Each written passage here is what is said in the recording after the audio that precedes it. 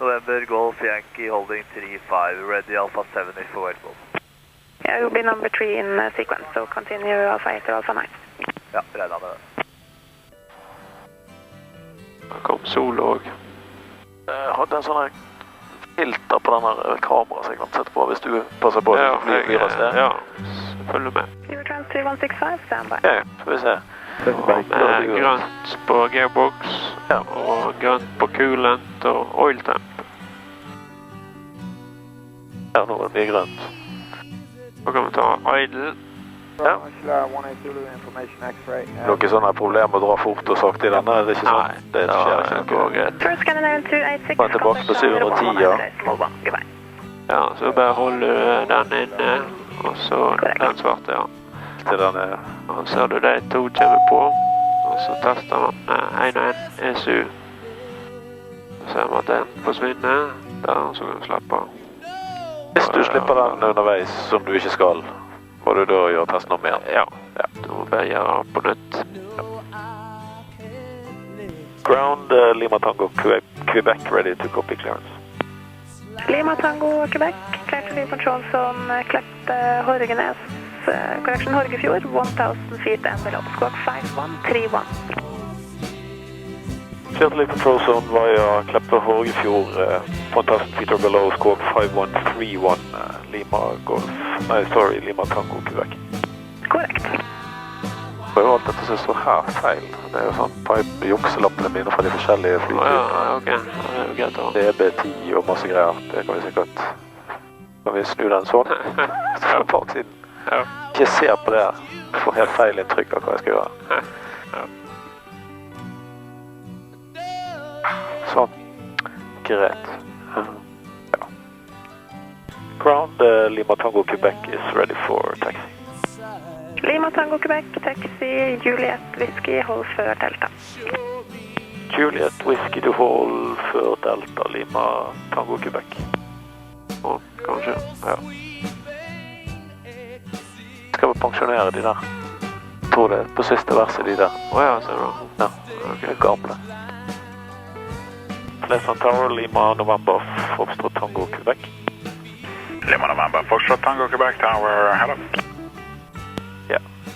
Lima November Foxtrot Tango Quebec is coming up to Alpha 8. Yeah. Lima Tango Quebec, expect departure behind traffic short line. Fortsatt Kennedy. Lima Tango Quebec, line up runway 35 and wait. Line up 35 and wait, Lima Tango Quebec. Og så det litt grann back pressure på stikko, så når vi letter av, så bare hold med Lima Tango Quebec, runway 35, clear for takeoff. Wind is 340 degrees, 18 knots. Runway 35, clear for takeoff, Lima Tango Quebec. USA. At, ja, da kan vi bare holde den i ground effect litt grann, sånn. Ja, på 60 da begynner han jo nesten å bli seg selv litt opp, og så opp til 72. Ja.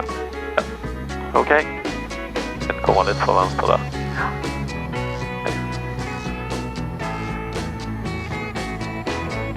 100, 2300. Airspeed is alive. Har vi 50 knop. 60. Ja, veldig bra. 72. 72, veldig bra. Holder med han der.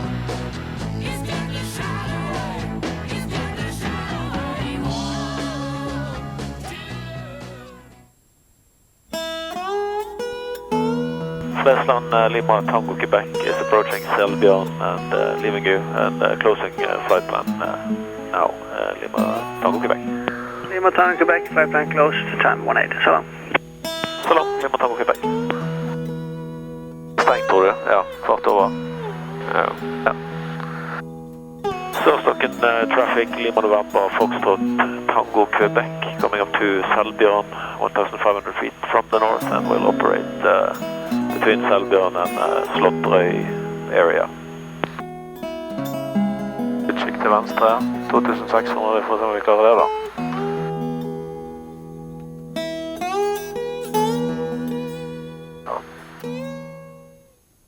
Så ser vi at vi har en engine failure failure her nå. Ja. Okay, motorkutt. Check 88. Ja, lap up. Lap up, ja.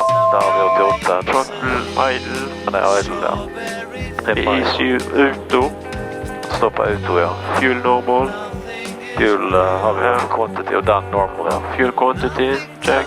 Ja. Finner med landingsplass. Ja, er det noe det hele tatt? Brune jordet da, kanskje. Brune? Ja. Kan vi avbryte her, og så går vi opp igjen. Ja. Svinger ut til høyre, og så går vi mot Sørstokken. Ja, det hadde skjønt noe gøy, men jeg skulle nok komme ned på bakken i hvert fall. Ja, ja. Flesland approach, Lima November, Foxtrot Tango, Quebec. Lima November, Fox Tango, Quebec. Yeah, Flesland, Lima November, Fox Tango, Quebec is coming up from Fitjar to Sandvik Walk, 2,000 feet, and would like to open return flight plan from Sørstokken for direct flight to Flesland. Lima Tango, Quebec, we're opening time now then, 1739, if that's okay, and squawk 5140. Squawk 5140, Lima Tango, Quebec. Hva gjør vi for? Det var litt sidevind her, eller litt her, så vi driver. Og faktisk 22 knop på SIO står det. Begge til Tango, flekk level 1. Det er der, ja, sidevindskomponent, 31 knopp, sier han totalt sett. Ja, det er jo litt da. Det er jo en del. Approach Lima Tango, Quebec is approaching Holgefuel and leaving you for tower. Ja, Lima Tango, Quebec, QNH 1017. QNH 1017, Lima Tango, Quebec. Goodbye. Goodbye, Lima Tango, Quebec. Ja, da har han autopilot, nei. Ja. Flesland Tower, Lima November, Foxtrot Tango, Quebec. Lima November, Foxtrot Tango, Quebec, Tower, hello, QNH 1017. Yeah, Tower, hello, Lima Tango, Quebec, coming up to Holgefuel, QNH 1017 inbound for landing. Lima Tango, Quebec, cleared VFR Holgefuel, Kleppe, Haganes, 1000 feet or below, expect 35.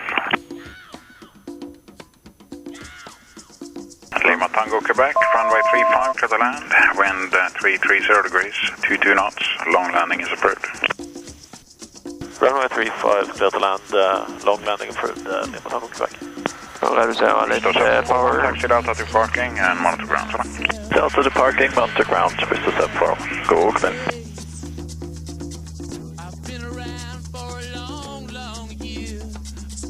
Nå skal jeg ha sted, ja. På 100 knopp, da skal du ta flest ett tak.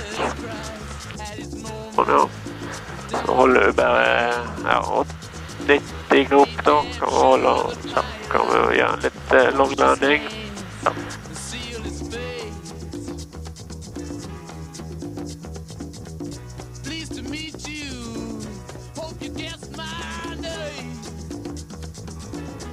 Jeg hjelper litt i gang.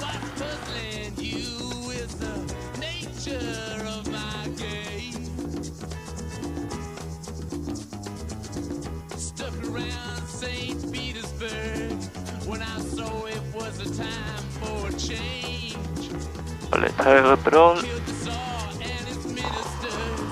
Og litt høyere pedal. Ja, holder den opp. Bra. Lima Tango, Quebec, take first right, taxi Charlie Whiskey, Juliet, parking and monitor ground, 121.9. First right, Charlie Whiskey, Juliet to parking, monitor ground. Lima Tango, Quebec. Det var litt mer sånn enn jeg pleier å være når jeg flyr. Jeg hadde ikke egentlig... Ja, jeg hadde sikkert vært... Litt mer vind enn vanligvis bruker fly rundt i. Absolutt. Ja. Ja. Det er bra trening nå. Det er bra trening, ja. Hvis det hadde blitt 22 fra siden, så hadde vel du også blitt litt stresset, kanskje? Ja, jeg har vært med på været, men... ja. Men det er jo 25 knopp som er maks sidevind på den nå. Ja. Ikke på meg, det er mye mindre. Ja, nei, det er jo sant, da vil jo selvfølgelig variere fra person til person. Ja.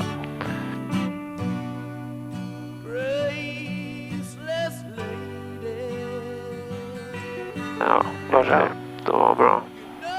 Idle, altså parking breaker.